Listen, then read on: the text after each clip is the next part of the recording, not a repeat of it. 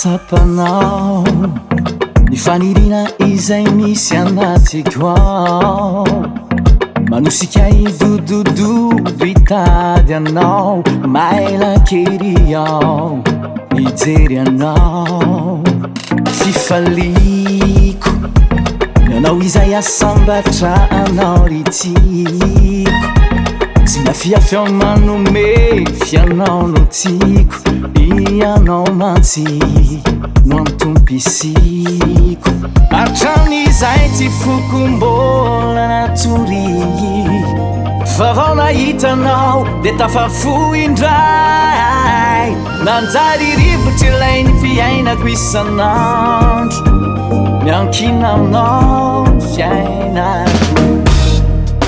Alaiko anao wana manokana tiako, alaiko anao wana mandrakizay, alaiko anao wana manokana tiako, alaiko anao wana mandrakizay.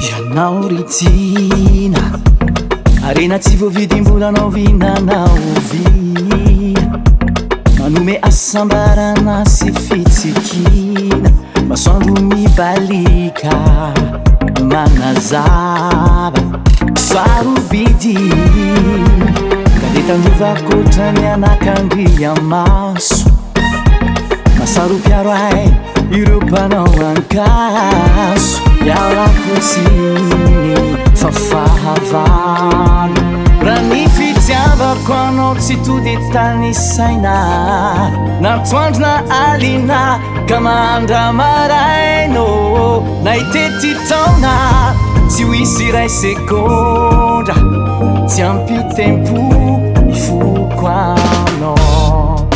Alaiko anao wana manokana tiako, alaiko anao wana mandrakizay, alaiko anao wana manokana tiako, alaiko anao wana mandrakizay.